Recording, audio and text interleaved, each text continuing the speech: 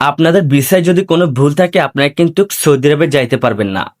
তাই অবশ্যই যারা নতুন করে ভিসা নিবেন অবশ্যই চেক করে নিবেন আপনাদের ভিসার মধ্যে আপনাদের নাম, ঠিকানা, পাসপোর্টের সবকিছু ঠিকঠাক আছে কিনা।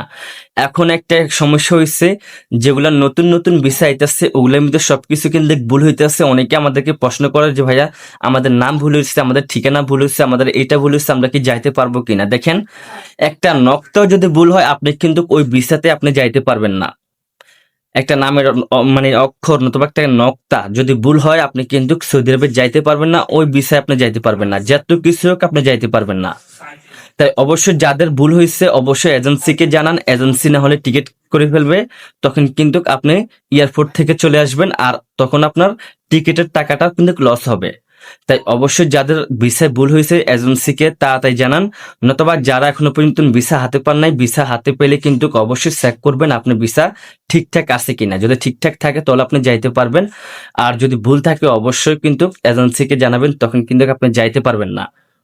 তো এখন কিন্তু অনেক নতুন নতুন ভিসা হয়, ওই নতুন নতুন ভিসায় অনেক ভুল হয়। আমি জানি না এরকম কেন হয়, আগে এরকম হতো না, এখন বর্তমানে কিন্তু ভিসায় অনেক ভুল হয়।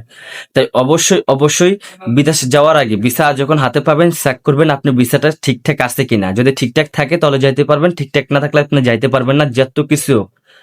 তো অবশ্যই এজেন্সির সাথে কথা বলবেন, যাদের ভুল হয়েছে এজেন্সির সাথে কথা বলবেন। কিন্তু আমি 100% শিওর আপনারা ওই ভিসাতে কিন্তু আর যাইতে পারবেন না। নতুন করে আপনাকে ভিসা করতে হবে, আপনাকে 90 দিন অপেক্ষা করতে হবে। অবশ্যই বুঝতে পারছেন। ভিডিওটা ভালো লাগলে শেয়ার করে দিন, অন্যকে দেখার সুযোগ করে দিবেন। আল্লাহ হাফেজ।